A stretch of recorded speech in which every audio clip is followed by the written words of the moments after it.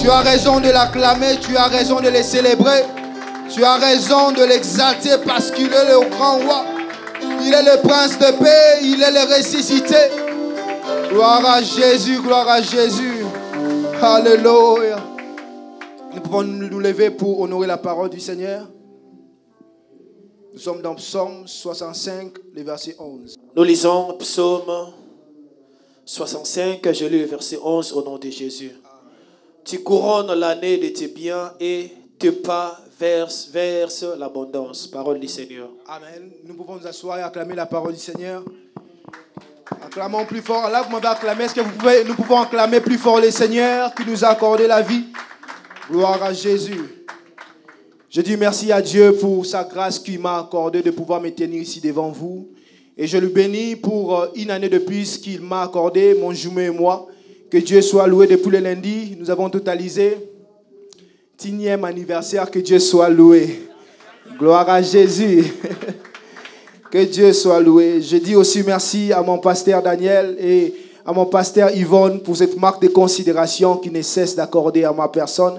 Et je dis aussi merci à vous qui êtes là parce que quand il commençait à neiger le matin, je me disais, Seigneur, ceux qui viendront, c'est ce que toi tu as réservé aujourd'hui. Ceux qui viendront, c'est les personnes que tu as touché les cœurs aujourd'hui et que vous voici en ces lieux. Je bénis Dieu pour votre présence. Est-ce que tu peux t'acclamer aussi pour toi-même? Merci d'être là, que Dieu soit loué, car si vous n'étiez pas là, on n'allait pas parler du Seigneur ce matin.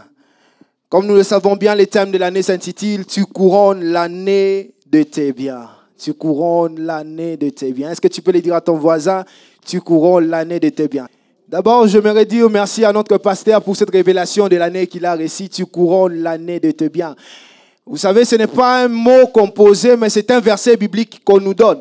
Vraiment, je bénis Dieu parce que si ce n'était pas par révélation comme ailleurs, il y a d'autres pasteurs qui donnent des thèmes un peu charnels.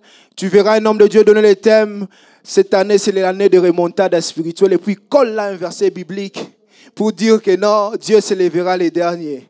C'est ce que l'apôtre Paul dit. Vous avez commencé avec l'esprit, vous finissez avec la chair. Mais vraiment, pasteur Daniel, pasteur Yvonne, que Dieu vous bénisse abondamment. Pour ce thème est tellement enrichissant. J'ai beaucoup appris des hommes de Dieu qui sont passés avant moi. J'ai beaucoup appris des mamans pasteurs qui sont passés avant moi. Et cela m'a instruit beaucoup de choses. Alléluia. Vous savez, chaque année, les hommes de Dieu reçoivent une direction divine de la part du Seigneur. Et cette direction divine qu'ils reçoivent, c'est le thème de l'année ou le thème annuel qu'on a dans notre église aujourd'hui. Vous savez, ce n'est pas toutes les églises qui fonctionnent avec ce système de thème de l'année. Par ma grande surprise, vu que moi j'ai grandi dans une église où chaque année il y avait des révélations de thèmes de l'année, je savais que partout c'est comme ça. Mais par ma grande surprise, les 31, j'ai écouté un homme de Dieu de mon église, qui a une grande église au Congo, dire que moi je ne suis pas convaincu. Je ne condamne pas ceux qui le font, mais moi je ne suis pas convaincu de donner les thèmes de l'année. Moi je fonctionne avec les thèmes du mois et tout ça passe. Je me suis dit, oui, c'est normal parce que tous les hommes de Dieu ne reçoivent pas la vision ou la directive divine de la même façon. Amen. Pourquoi je dis cela? Parce qu'un jour, tu peux te retrouver dans une autre église. Ça peut arriver, tu te retrouves dans une autre église ou dans un autre état. Alors, mais sache que ce thème de l'année, ça dépend des hommes de Dieu, de la conviction des hommes de Dieu. Certains l'utilisent, ceux qui ne le font pas, gloire à Dieu. Et nous qui le faisons, gloire à Dieu. Amen. Le constat que je fais, c'est que nombre de personnes retiennent ce thème de l'année juste les 2-3 premiers mois de l'année. Mais après 4 mois, 5 mois, plusieurs personnes l'oublient. Si on observe bien, après 6 mois, on revient encore poser cette question, quel était le thème de l'année? Beaucoup de personnes l'oublieront. Mais je te prie, bien-aimé, de ne pas oublier ce verset biblique à cœur. Ce thème de l'année, ce thème annuel, garde-le à cœur, car celle-ci sera ta source de motivation devant les épreuves, devant les tentations et devant toute ruse du diable. Amen.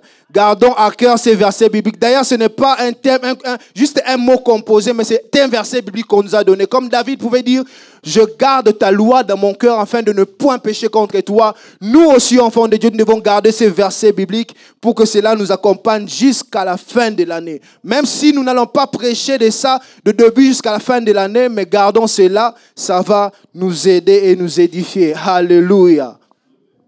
Une question que je me pose au travers de ces versets ou thèmes de l'année, je me pose souvent une question en disant, qu'est-ce qui fait que nombreux de personnes n'arrivent pas à vivre l'accomplissement de ce thème de l'année dans leur vie. Parce que nous voyons chaque année, il y a des thèmes qui se donnent. Dans la plupart des églises, il y a des thèmes. D'autres diront le thème, l'année de l'accomplissement. D'autres diront cette année, l'année de l'exorcisme. L'année de la faveur divine. Plusieurs autres, et j'en passe. Mais qu'est-ce qui fait que nous ne puissions pas bénéficier, que ce verset biblique, ce thème de l'année, cette déclaration de foi ne puisse pas s'accomplir dans nos vies? Qu'est-ce qui fait ça? Pourquoi? Parce que plusieurs personnes aujourd'hui, ils se fient à continuer à dire que non, si ces choses ne marchent pas, si ma situation demeure le même, c'est parce que j'attends le temps de Dieu. Est-ce que tu peux dire avec moi le temps de Dieu? Plusieurs personnes en disant, en élevant le temps de Dieu, ils sont entrés dans le découragement. Plusieurs personnes en disant que j'attends le temps de Dieu, ils ne croient même plus que Dieu peut faire quelque chose. Ils entrent dans la paresse spirituelle pour se dire qu'en attendant le temps de Dieu, ce qui est en sala kaka, s'il fera qu'il puisse faire seulement parce que moi je suis déjà fatigué. En te parlant du temps de Dieu, je ne viens pas ignorer l'existence du temps de Dieu qui est le kairos. Je ne viens pas l'ignorer. Et je ne viens pas dire non plus que le temps de Dieu prend toujours beaucoup de temps pour que cela s'accomplisse dans ta vie. Non, je ne viens pas dire ça. Mais je viens justement booster ta foi afin de te faire comprendre qu'il est possible que Dieu te donne certaines choses avant le temps si tu élèves ta foi. Amen. Il est possible que Dieu te donne certaines choses avant le temps, avant son temps prévu si seulement tu pouvais élever le niveau de ta foi. Amen. Le premier point que j'aimerais parler de ces messages est celle-ci. La foi a le pouvoir de précéder les temps de Dieu. J'aimerais le dire en un autre mot. La foi a la capacité de dévancer les temps de Dieu. Un homme de foi est capable de pouvoir changer le calendrier céleste pour ramener le futur au présent. Pour dire ceci, un homme de foi est capable de ramener certaines choses que Dieu lui avait prévues dans quelques mois à aujourd'hui. Un homme de foi est capable de changer certaines choses que Dieu avait prévues pour lui l'année prochaine en cette année. Un homme de foi est capable de ramener les choses que Dieu lui avait prévues demain à aujourd'hui. Alléluia. Plusieurs personnes l'ont expérimenté dans la Bible. Un jour, je vois Jésus, il passait, dans son calendrier, il partait guérir la fille de Jaïrus qui était morte. Dans son calendrier, c'était seulement un miracle. Mais je vois une femme qui s'est fait entrer expressement dans les miracles de Dieu parce que seulement il avait mis sa foi en action. Nous, pendant que nous attendons, nous fions à dire que j'attends le temps de Dieu, il y a nombre de personnes qui mettent leur foi en action et obtiennent de miracles instantanés. Il y a nombre de personnes qui élèvent seulement le niveau de leur foi et obtiennent de miracles au même moment, comme la Bible dit, en l'instant même.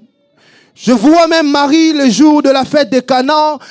Il dit, lorsqu'il constate qu'il n'y avait plus de vin, il n'y avait plus de vin à boire, il dit à Jésus, il pousse les gens d'aller vers Jésus pour que Jésus puisse faire un miracle.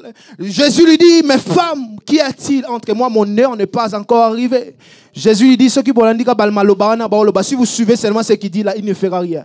Attachez-vous à lui, confiez-vous à lui, il fera quelque chose. Dans cette fois-là, j'imagine si la musique continue à jouer, Jésus va à la gauche, à gauche. Il part à droite, les gens partent avec lui à droite. Pourquoi? Parce que Marie a déposé une forme de foi dans la vie de ces personnes-là qui avaient besoin du vin. Et là, Jésus a fini par faire un miracle. Il a transformé l'eau en vin. Alléluia. Marie avait compris une chose. Il avait compris ceci. C'est qu'un homme de foi ne vit pas forcément selon le temps des hommes. Un homme de foi ne vit pas toujours selon le temps de Dieu. Mais il vit selon son temps lui-même qui s'est créé par la foi.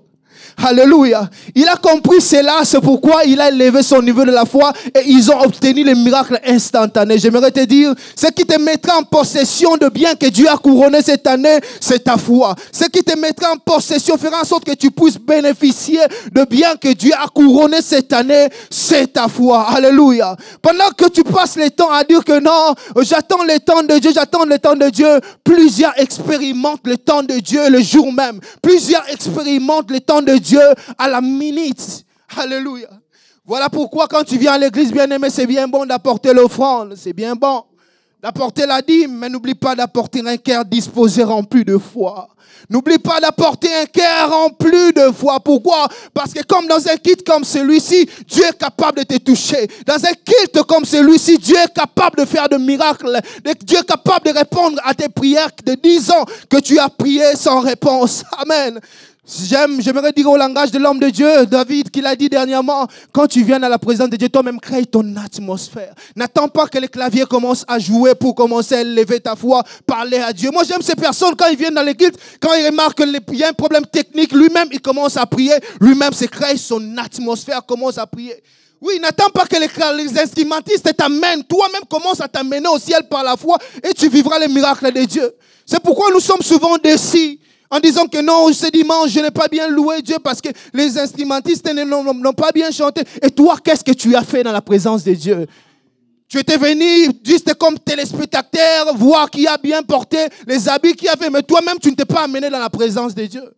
Toi-même, tu n'es pas allé au loin. C'est pourquoi à la fin du culte, quand nous allons prier, j'aimerais dire, s'il vous plaît, mes instrumentistes, mes amis, collègues, ne venons pas ici devant. Tous nous allons prier. Chacun va créer son propre atmosphère pour que Dieu fasse des grandes choses dans sa vie. Alléluia. Il est important de le faire. C'est pourquoi moi j'aime même ces personnes quand la prédication n'est même pas finie, quand il est touché par l'esprit, il peut s'élever, commencer à prier. Personne ne peut te limiter. Toi-même fais ce que Dieu te met à cœur de faire. Alléluia. Gloire à Jésus. Une autre chose,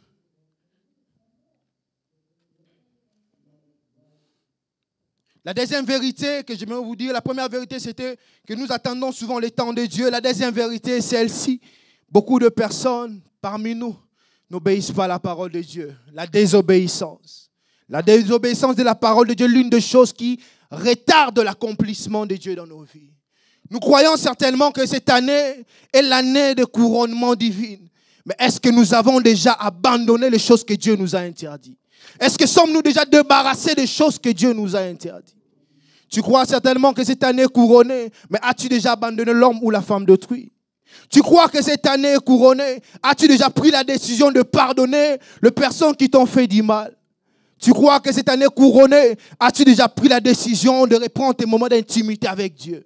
Pourquoi? Non, pourquoi? Parce que nombre de personnes veulent se servir de Dieu et ne veulent pas que Dieu se serve d'eux. Nombre de personnes, nous voulons que Dieu nous donne d'abord des choses, mais nous ne voulons pas donner à Dieu ce qu'il veut. C'est ça le problème. La parole de Dieu dit, cherchez premièrement le royaume des cieux et toute chose vous sera donnée par-dessus. Mais nous, ce que nous faisons du shopping dans la Bible. Cela veut dire que je prends le verset biblique qui me convient et ce qui ne me convient pas, je laisse. Quand la parole de Dieu dit, cherchez premièrement le royaume des cieux, nous bouleversons ça. Dieu me donne d'abord ce que je vais, après je cherche le royaume des cieux.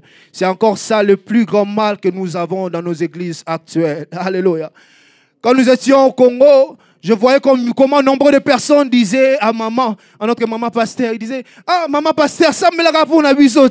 Ça me l'a rappelé à bisot. Son zamba sungi, tozu mi bal ya ben totika bavion. En français, ça veut dire, maman pasteur, prie pour nous seulement. Si Dieu fait grâce, il nous donne de bons maris, nous allons laisser, c'est ce genre de vie que nous faisons. Ah, on dirait que le mariage est le Saint-Esprit.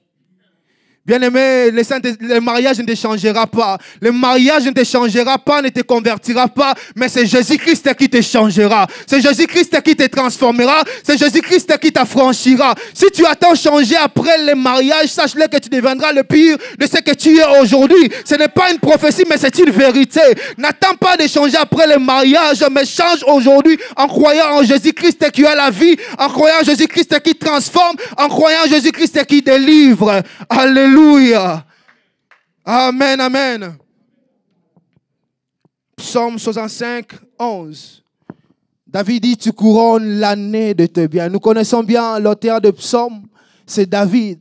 Mais lorsque j'ai étudié ces passages bibliques, ces chapitres, où j'ai étudié le livre entier, j'ai compris que ce n'est pas David qui a écrit toutes les psaumes. Dans Psaume 90, nous avons vu Moïse intervenir. Moïse a écrit les Psaumes 90. Nous voyons aussi le fils de David, Salomon, a écrit Psaume 72. Nous voyons aussi le fils de Corée a écrit quelques livres. Mais David a écrit la majorité de livres de psaumes. Et là, dans le passage que nous lisons, David a écrit ce chapitre de Psaume 65 pour louer Dieu. C'est un chant de louange, de remerciement, de louange qu'il adresse à Dieu pour ses bienfaits. Pour ses bienfaits, pour la bénédiction ou des récoltes abondantes que Dieu a accordées dans leur vie. Cela veut dire qu'il bénissait Dieu non pas pour cette année. Il est en train de rendre grâce à Dieu, de louer Dieu pour l'année écoulée. Ce que Dieu a fait pour eux. Ils ont pris tellement de bénéfices, tellement de récoltes abondantes, ils louaient Dieu. Quand on parle de chants de louange, ne pensons pas seulement comme nous les Congolais, ce sont des chants de sébènes, remplis de sébènes. Amen. La louange n'est pas seulement de chants remplis de sébène comme nous avons souvent l'habitude de le croire. Mais la louange, c'est ce que nous disons à Dieu pour ce qu'il a fait. Tu peux louer Dieu avec une douce mélodie. Tu peux louer Dieu avec une douce mélodie en dansant calmement, c'est possible. Mais David aussi, comme il aimait beaucoup danser, il se peut qu'il louait Dieu comme les Congolais, je ne sais pas. Comme il aimait beaucoup danser, ça peut être. Mais là, je passe. Et David, lorsqu'il écrit ces passages bibliques, il louait Dieu pour ses bienfaits, pour tout ce que Dieu avait accompli dans sa vie. Et ces passages, au-delà d'être une louange, un sujet de louange, c'est une déclaration de foi que David disait à Dieu. C'est pour dire à Dieu que ce que tu as fait hier, tu peux le faire encore aujourd'hui, car tu es le même hier, aujourd'hui, éternellement. Il avait tellement confiance à Dieu qu'il disait que non, je crois que tu ne t'es pas limité à faire pour moi seulement hier, mais tu continueras à faire pour moi de grandes choses. Et la bonne nouvelle que je vous apporte, chemin de la vie, église chemin de la vie, c'est que Dieu se réjouit pour nous à cause de notre foi. Dieu se réjouit pour nous à cause de notre foi. Vous savez pourquoi? Parce que premièrement, je dis que David, pour lui, ces chants étaient un chant de louange. Il bénissait Dieu pour ce qu'il a fait. Une année prospère, Dieu a rendu une année, ils ont reconnu tellement beaucoup de choses. Mais pour nous, c'est une déclaration de foi. Nous disons que l'année est couronnée alors que nous n'avons encore rien vu. Nous disons que l'année est bénie, l'année est couronnée des bienfaits de Dieu, mais nous continuons à passer des moments difficiles. Nous disons que Dieu a couronné l'année de ses biens, mais il nous arrive parfois des moments où nous plairons. Il nous arrive, c'est ça la foi. Dieu aime la foi que nous avons. Et la Bible dit, heureux l'homme qui n'a pas vu mais qui a crié. Heureux l'homme qui n'a pas vu mais qui a crié. J'aimerais déclarer dans la vie d'une personne, bien aimée, ce verset biblique ne restera pas qu'une déclaration de foi dans ta vie, mais Dieu va te faire du bien cette année, afin que ces versets bibliques deviennent un sujet de louange dans ta vie. Or que Dieu puisse changer tes sujets de prière en sujet de louange. Je prie Dieu qui change tes sujets de prière en sujet de louange. Alléluia. Je prie mon Dieu qui puisse enlever l'esprit de rejet, que Dieu enlève la honte, que Dieu enlève l'humiliation que les gens ont collé par rapport à ta situation. Alléluia. Que Dieu change tes sujets de prière. Amen. Vous savez, David, quand il louait Dieu, il chantait Dieu. Nous n'avons pas besoin de savoir quelle danse David chantait ou louait Dieu. Nous n'avons pas besoin de savoir quelle mélodie David chantait pour louer Dieu. Car il suffit seulement que Dieu passe dans ta vie. Il suffit seulement que Dieu passe dans ta vie. Tu chanteras Dieu en ta propre manière. Tu loueras Dieu en ta propre manière. Tu danseras Dieu en ta propre manière. Même avec ta voix qui est cassée. Avec ta voix rauque que les gens n'aiment pas entendre quand tu chantes. Ce jour-là, tu chanteras Dieu. Et cette louange sera agréable auprès de Dieu. Je prie Dieu qu'il crée dans ta bouche un chant de louange. À cause des bienfaits que Dieu fera dans ta vie, que Dieu t'apporte de nouveaux chants de louange pour bénir les bienfaits de Dieu.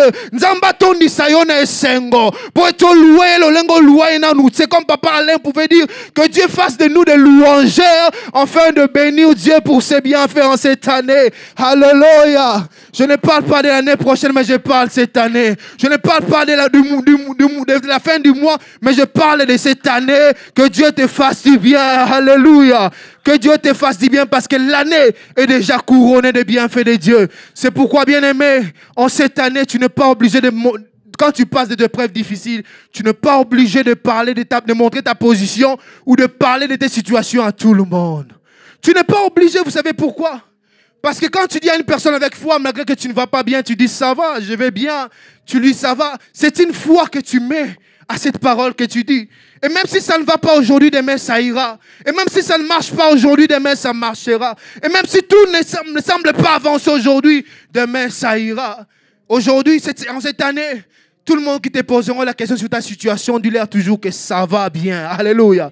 Comme cette femme tsunamite qui pouvait dire à son mari ça va bien alors que son enfant était déjà mort. Dis toujours ça va bien, ça va bien. Alléluia. Mais attention, ne faites pas ça à vos pasteurs. Amen. Parce que ce sont eux qui nous suivent dans la prière. Ce sont eux qui nous accompagnent dans la prière. Si toi, tu commences à garder certaines choses dans ton pasteur, et c'est pas ça ce que moi je dis. Amen. L'année est couronnée de bienfaits de Dieu. David dit, tu couronnes l'année de tes biens. En parlant de l'année, qu'est-ce que cela signifie? La couronne est un signe d'honneur. La couronne est un signe de pouvoir, de distinction et de gloire. En parlant de tu couronnes l'année de tes biens, cela signifie que Dieu veut t'honorer en cette année. Alléluia.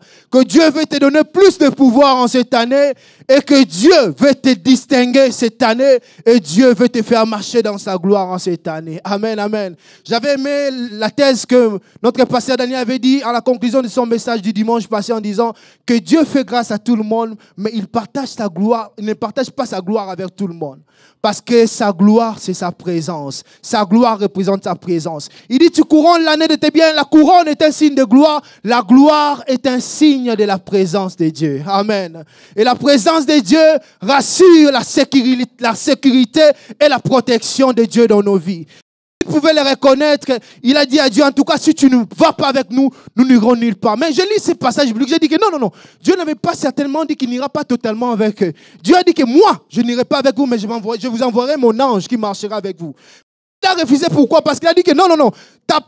Les anges représentent Dieu, c'est vrai. Mais sans ta présence, cet ange-là s'est transformé en ange de la mort et il finira par nous tuer au milieu du chemin. C'est pourquoi sans toi, nous ne pouvons pas avancer. Si toi-même tu ne viens pas, on ne bouge pas. On reste d'un seul côté. On ne bouge pas. C'est ça qu'on reconnaît la présence de Dieu, bien-aimé. Sa présence nous apporte un climat de sécurité et de protection. Alléluia. À part ça, un climat de sécurité et de protection, la présence de Dieu nous rassure qu'il nous aime, nous rassure tellement du bien. Dieu n'est pas comme ce genre d'hommes qui aiment une femme. Il lui montre tout, il lui donne de biens, de bijoux, de l'argent, de voitures et tout consort. Mais il lui prive de sa présence. Non. Dieu, avant qu'il puisse te donner d'abord même ses biens, il commence par te montrer son amour. Il commence à te montrer combien il t'aime. Il commence à te parler combien il t'aime. Il te montre combien il t'aime. Pourquoi? Parce que quand il va te donner ce que tu recherches pour que tu ne puisses pas l'abandonner, pour que tu ne puisses pas t'éloigner de lui. Alléluia. C'est pourquoi Job dit ceci, mon Dieu, l'Éternel est vivant et il s'élèvera les derniers. Mon Rédempteur est vivant et il s'élèvera les derniers. Cela veut dire quoi? Quand Dieu est vivant, cela est synonyme de sa présence. Quand Dieu est vivant, cela est synonyme de sa protection. Quand Dieu est vivant, cela signifie qu'il marchera avec toi. Je déclare dans ta vie que tu ne marcheras pas seul en cette année. Dieu marchera avec toi, peu importe les situations difficiles. Tu penses être abandonné par les hommes, mais Dieu ne t'a pas abandonné. Tu penses être rejeté par les hommes, mais Dieu ne t'a pas abandonné. Dieu marchera avec toi dans tout le parcours de ta vie, dans toutes les saisons de cette année. Dieu marchera avec toi. Tu n'es jamais seul. Alléluia. Il dit, tu couronnes l'année de tes biens.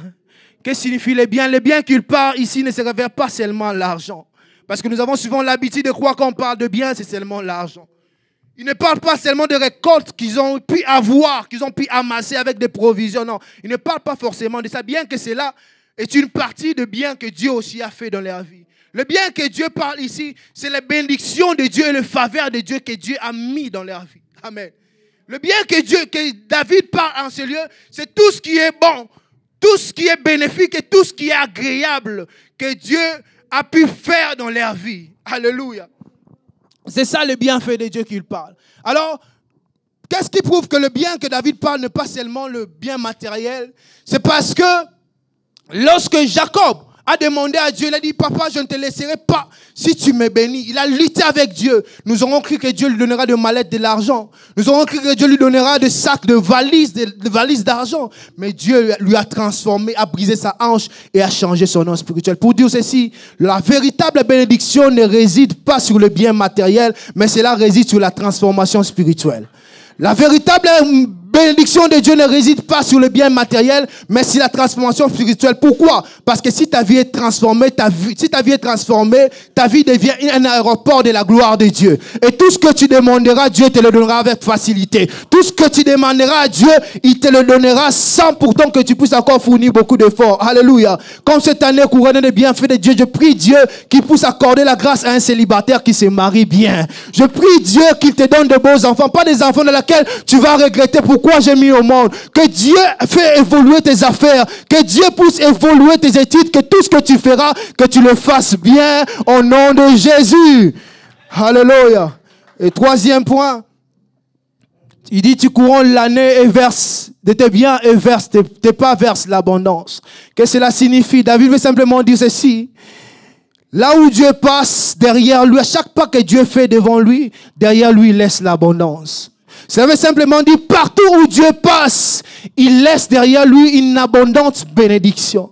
Autrement, pour me faire comprendre, ça veut dire partout où Dieu passe, il laisse des traces. J'ai vu Dieu passer dans la vie des enfants d'Israël, il les a laissé une bénédiction en abondance. Dieu est passé dans la vie de Salomon pour construire les temples. Salomon a reçu le bienfait au-delà des calculs qu'ils avaient fait pour le temple. Il a reçu des cadeaux, il a reçu des choses venant du peuple, mais c'était tellement au-delà débordante. Et je vois Dieu passer aussi dans la vie.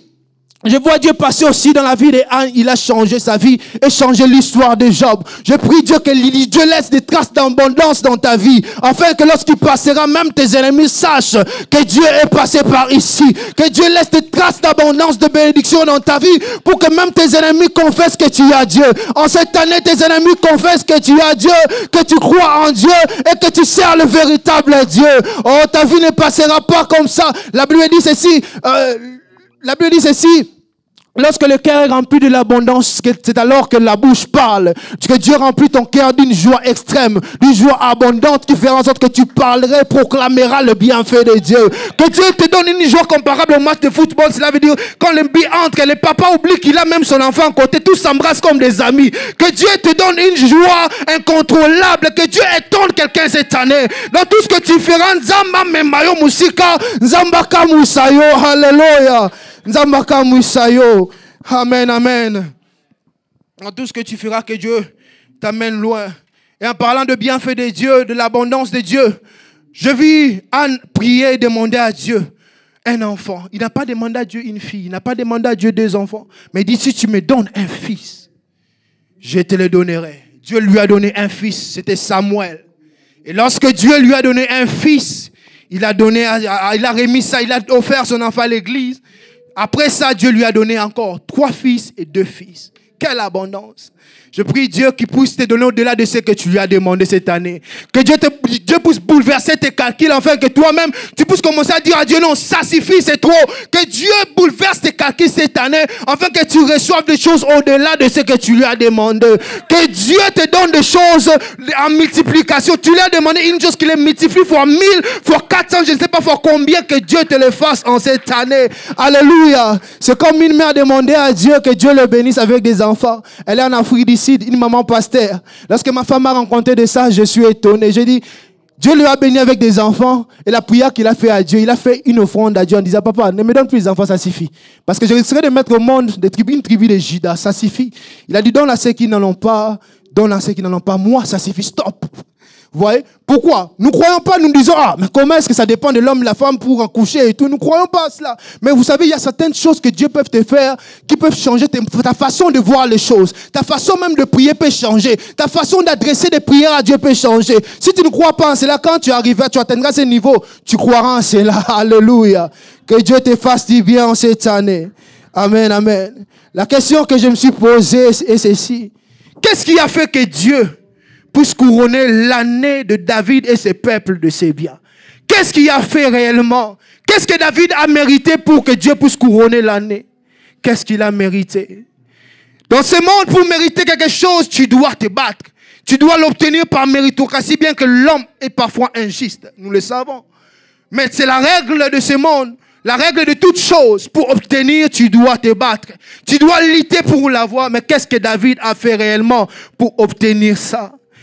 J'aime ce film, mais parfois quand on regarde le film, à un certain moment, on te fait rentrer en arrière, la rétrospection de ce qui était passé pour comprendre. C'est comme ça que tu comprendras. C'est par la grâce de Dieu que Dieu a fait des bienfaits à David. Il n'a pas fourni d'efforts, c'est simplement la grâce de Dieu qui l'a localisé. Si on peut rentrer en arrière dans la vie de David, David était un berger dans la forêt oublié que personne ne pouvait faire, que personne ne pouvait savoir, que personne ne pouvait reconnaître. Mais Dieu l'a pris de la bergerie à la royauté par sa grâce. Il n'a rien mérité, n'a rien fait d'effort. Arrivé à la royauté, nous connaissons son histoire avec Bathsheba. Il a eu à pécher avec Bathsheba. Il est tombé. Mais malgré ça, quand il s'est humilié, il a compris. Le prophète Nathan lui a fait montrer ses fautes. Il s'est humilié. Dieu a continué à lui faire confiance. Si c'était toi, peut-être tu allais l'enlever de ta ceinture en disant non, c'est fini. Et ça, on a ceinture en disant que non, c'est fini. Alors que ça, mais nous enlevons une personne simplement parce qu'il a fait une seule faute. Nous le déclassons. Raison pour laquelle, bien aimé, il n'y a même plus de témoignages à l'église ici. Il y a plus de les gens ne donnent même plus les bons témoignages. Les témoignages seulement, Dieu, tu m'as guéri. La preuve en est les 31. Qui a donné un témoignage que Dieu m'a délivré du péché? Personne. Qui a donné un témoignage que Dieu m'a fait ceci, j'étais esclave de ceci, Dieu m'a délivré? Personne. Tous. Dieu a donné ma femme le visa, c'est pas mal. Dieu m'a fait ceci, oui, c'est pas mal. Pourquoi les gens ne veulent plus venir témoigner que dans mon passé, j'étais comme ça? Parce que lorsque les gens viennent témoigner, nous les déconsidérons en fonction de leur passé. Alors que leur passé n'est plus le présent.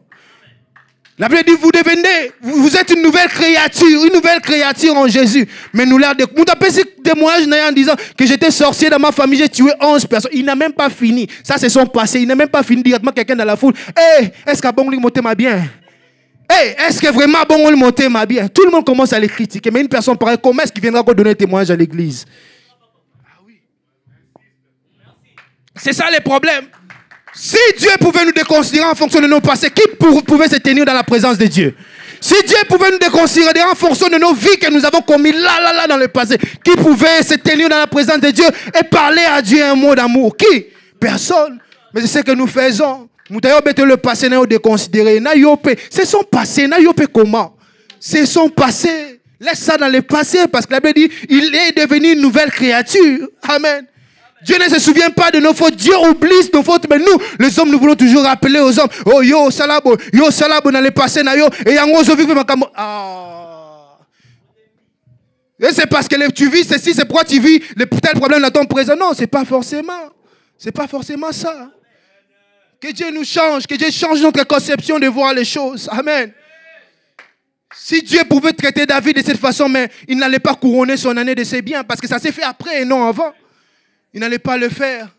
Et là, David lui-même reconnaissait que tout ce qu'il avait, c'était la grâce de Dieu. Dans Psaume 23, 6, il dit ceci: oui, le bonheur et la grâce m'accompagneront tous les jours de ma vie et j'habiterai dans la maison de l'Éternel. Pourquoi? Parce qu'il sait que sans le bonheur et la grâce, sa vie n'est rien. Sans le bonheur et la grâce, sa vie n'ira nulle part. Sans le bonheur et la grâce, il ne peut rien faire. Pourquoi je vous dis ces choses? C'est parce que en cette année, lorsque Dieu vous fera du bien, bien-aimé, reconnaissez c'est par la grâce de Dieu. Ne vous glorifiez pas de bienfaits que Dieu fait dans vos vies. Reconnaissez simplement c'est par la grâce de Dieu. Oh, l'église d'aujourd'hui, nombreux d'entre nous commençons à nous glorifier de ce que Dieu a fait de nous, alors que nous n'avons rien mérité. Malheureusement, l'église d'aujourd'hui, je vais insister par là parce que c'est le message que Dieu m'a apporté pour nous ce soir. Nous commençons à nous glorifier de notre vie de sanctification. Nous commençons à nous glorifier de notre foi, alors que même pour garder la foi dans les épreuves, c'est Dieu qui nous donne la force. Et même pour marcher dans la sanctification, cette crainte de Dieu, c'est Dieu qui nous donne la force. Aujourd'hui, tu vois un chrétien dire, Dieu m'a béni, Dieu m'a fait ceci, parce que je craignais Dieu. Ah! Est-ce que c'est seulement parce que tu craignais Dieu? Et un prostitué qui a été guéri du sida sans pourtant qu'il craigne Dieu, lui dira quoi? Donc c'est elle qui doit dire que c'est la grâce de Dieu, et toi tu dis que non, c'est parce que tu crains Dieu. Comme si nous avions master. Nous avons fait de Dieu notre ami. Ça veut dire que la grâce de Dieu n'existe plus. La grâce de Dieu n'a plus d'importance. Non, c'est parce que j'ai gardé la foi, c'est parce que j'ai gardé la foi. Ah, tu connais combien de personnes étaient plus que toi qui n'ont pas pu garder la foi, ils ont abandonné Dieu. Le jour que tu t'es converti, certainement, il y avait beaucoup de personnes autour de toi. Où sont-ils? Nombre de tes encadrés ont abandonné Dieu. Ils ne connaissent plus Dieu, ils ont ignoré Dieu. Mais toi, aujourd'hui, tu dis, tiens, c'est par la grâce de Dieu. Ne vois-tu pas cela? Quand je venais ici aux États-Unis, il y a un ami que je connais. Un ami à moi me disait, hey, Congolo, yo, soke, aux États-Unis, naebi au pengwa. Au pengwa. Tika, naebi, au pengwa. Mais aujourd'hui, je ne peux pas me glorifier si je tiens, c'est par la grâce de Dieu. C'est par la grâce de Dieu. Amen, amen. Oh, malheur à nous, nous qui nous glorifions, passons nos temps à nous glorifier de ce que nous ne méritons pas, à ce que nous n'avons rien fourni, à ce que nous n'avons pas eu par effort. La Bible dit, ce n'est pas par force ni par puissance, mais c'est par l'Esprit de l'Éternel. Souviens-toi aujourd'hui quand on parle de la pornographie, qu'est-ce qui te fait dire que non? Ah, c'est parce que Dieu t'a gracié, n'est-ce pas? Parce que Dieu t'a gracié. Nous, quand on étudiait, on se partageait des films pornographiques comme si on se partage la pizza en classe. Hé, fais ça un peu natal, fais ça un peu natal. Mais aujourd'hui, si nous l'avons abandonné, c'est par la grâce de Dieu. Amen.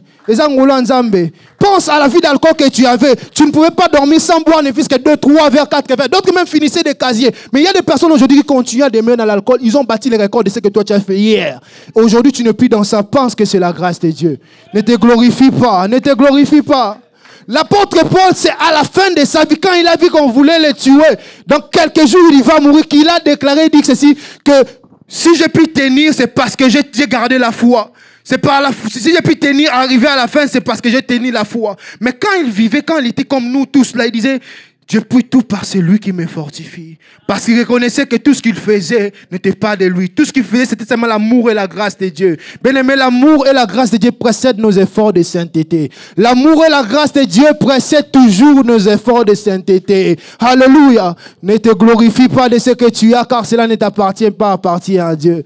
Je m'imagine quand j'étais encore esclave du péché dans mon passé, un jour j'ai dit à Dieu, quand je pensais que c'était avec mes efforts que je devais abandonner le péché, j'ai dit à Dieu, papa, en tout cas je te promets, je ne vais plus tomber dans ces péchés.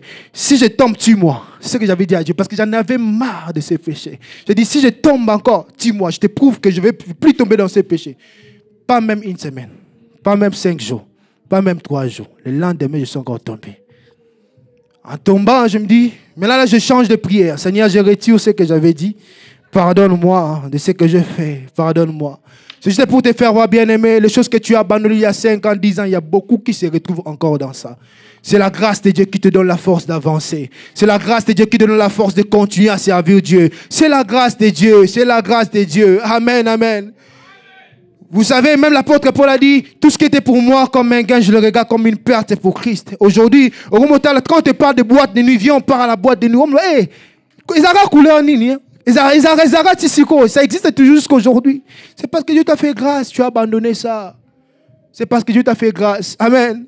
Et un dernier point pour parler, j'aimerais dire ceci. Bien-aimé, même pour être sauvé, aller au ciel, c'est par la grâce de Dieu.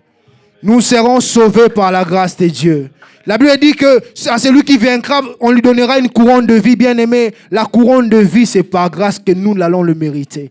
C'est par grâce ni par tes efforts. Je ne dis pas que Dieu a fait déjà une sélection de personnes qui seront enlevées. Non, je ne parle pas de ça. Parce que la Bible dit quiconque croit sera sauvé. Quiconque, n'importe qui. Si tout le monde croyons, nous partons au ciel. Amen. Mais la grâce que je parle, c'est Dieu qui te fait la grâce pour continuer à tenir, pour persévérer jusqu'à la fin. Aller jusqu'au bout, c'est Dieu qui te donne cette grâce. Amen, amen. C'est Dieu qui te donne cette capacité. Et voilà pourquoi Dieu a fait que cela soit ainsi. Pourquoi?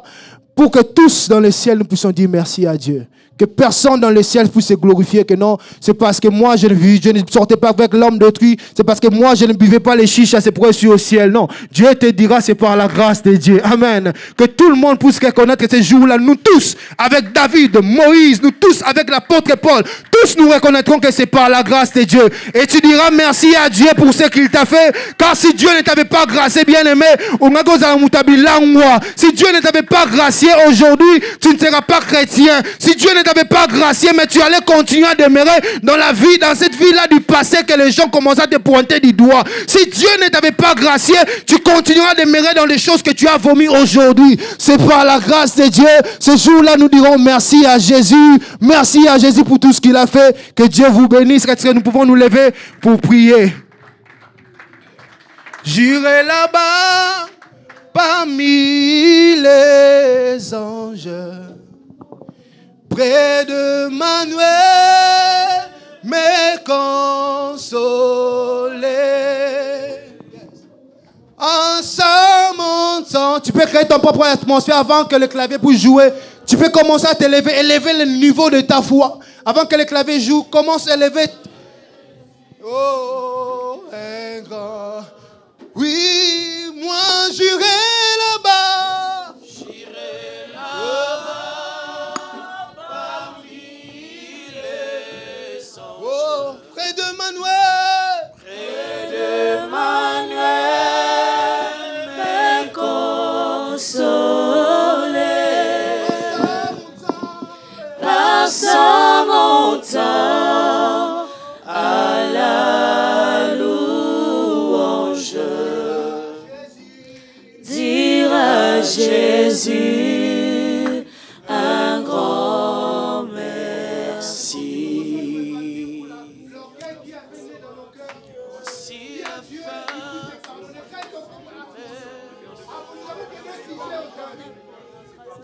Nous avons que des sujets aujourd'hui. Commençons d'abord à nous repentir pour l'orgueil qui est né dans nos cœurs.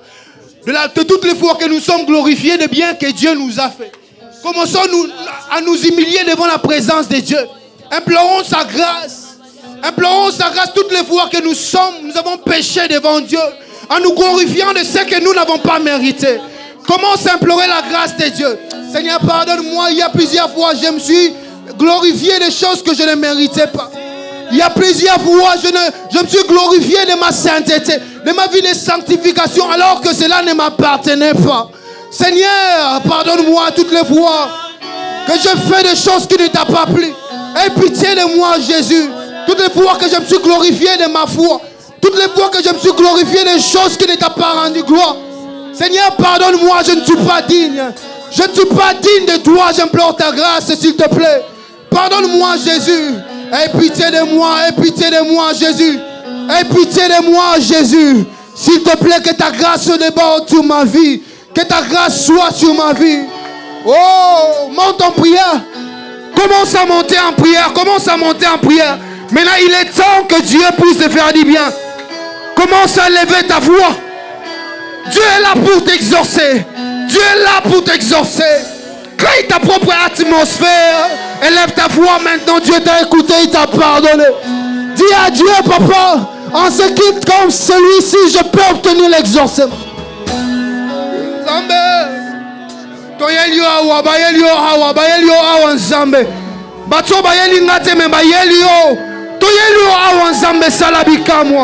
Oh, élève ta foi. Est-ce qu'une personne peut commencer à agiter l'eau? Est-ce qu'une personne peut commencer à agiter pour entrer dans sa propre atmosphère de gloire et de foi? Oh, brother, saya baba baba, saya debo, ça c'est brother. Jésus, Jésus, Jésus, Jésus. Oh, brother, saya, oh, brother, shakata maide rosa. Jésus, je crois, comme ce kit, comme celui-ci, tu es capable de me faire des choses. Je crois, Jésus, que tu peux me faire des choses au-delà de ce que j'ai prévu. Voici tu peux la me donner des choses. De mes souffrances, parce qu'en Jésus, je suis sauvé. Je la victoire sur tout ce monde. Un jour j'irai près du Seigneur. Voici la fin de mes souffrances, parce qu'en Jésus, je suis sauvé. Tu es capable, tu es capable. Je la victoire. Je crois en toi, les dieux puissants. Je crois en toi, les dieux forts.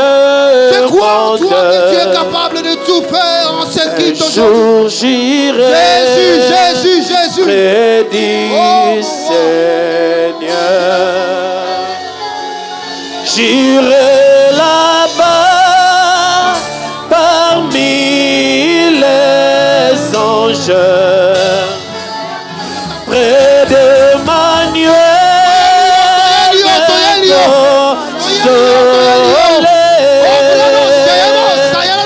passant notre monte encore. La louange, dire à Jésus un grand mais.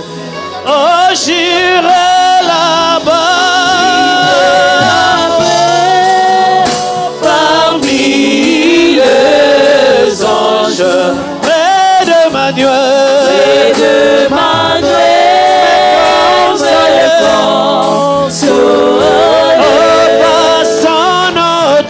passant mon temps à la louange, dire à Jésus, un grand merci. oh, j'irai là-bas parmi les anges, près de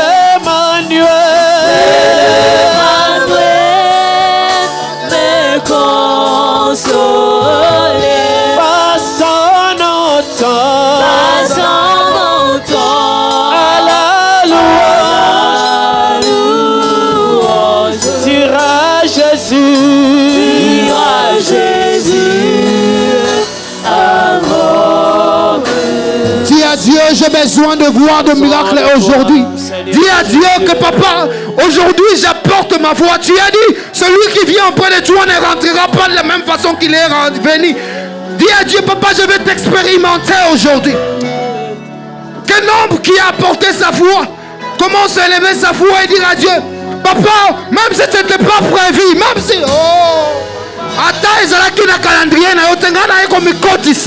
Aujourd'hui c'est mon jour de miracle. Aujourd'hui c'est mon jour de guérison. Aujourd'hui c'est mon jour de guérison. Aujourd'hui c'est mon jour d'exorcement. La solution est disponible. La solution de Dieu est encore disponible en ce lieu. Oh!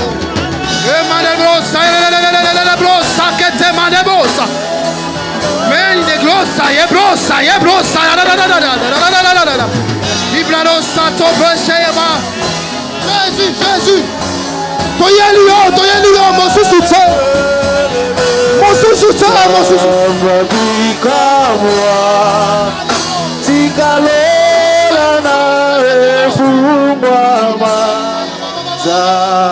oui, le ciel est ouvert.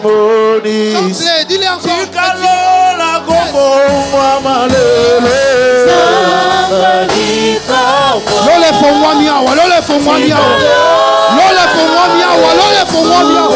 Saisis ces moments. Profite de ces moments. Profite de ces moments.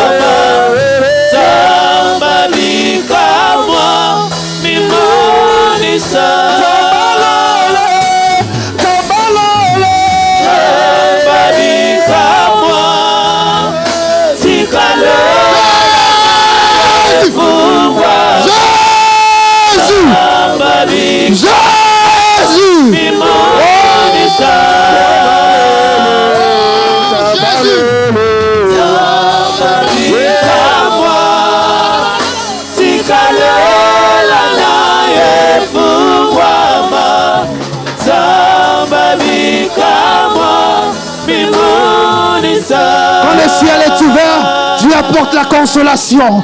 Quand le ciel est ouvert, Dieu apporte l'exorcisement. Il y a des portes qui commencent à s'ouvrir dans la vie d'une personne. Je vois des chaînes tomber. Je vois des miracles commencer à se répandre dans ces lieux. Je vois Dieu consoler les cœurs d'une femme qui a tant pleuré, d'un homme qui a tant pleuré. Je vois Dieu commencer à déposer une dose d'abondance, de joie, une dose d'abondance de paix, une dose d'abondance. Je vois Dieu déposer une dose d'onction, une dose de foi, une dose d'onction, une dose de bénédiction dans la vie de quelqu'un dans ce lieu. Le ciel est ouvert, Dieu répand sa gloire, Dieu répand sa présence, il répand sa bénédiction. Yes. Yes. Yes. Un cœur qui te cherche, car tu en es capable. Tu sais restaurer un cœur qui te cherche, un cœur qui te cherche. Mon Dieu, tu en es capable. Tu sais restaurer un cœur qui te cherche, un cœur qui te cherche, car tu en es capable. Tu sais restaurer, un cœur qui te cherche, un cœur qui te cherche, un cœur qui te cherche. Tu en es capable, tu en es capable. Tu peux réjouir, tu peux restaurer un cœur qui te cherche, un cœur qui te cherche, un cœur qui te cherche. Tu en es capable, tu en es capable. Tu peux restaurer un cœur qui te cherche, de chair. Un cœur vide de chair. Tu en es capable. Tu en es capable.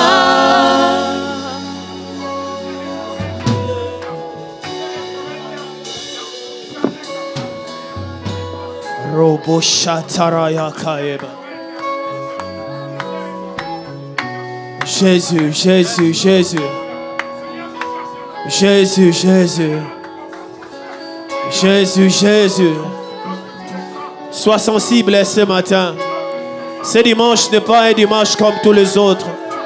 Ce dimanche n'est pas un dimanche comme tous les autres. Dieu seul sait pourquoi il a prévu que les choses se passent de cette manière. Dieu seul sait pourquoi il a voulu à ce que les choses se passent de cette manière.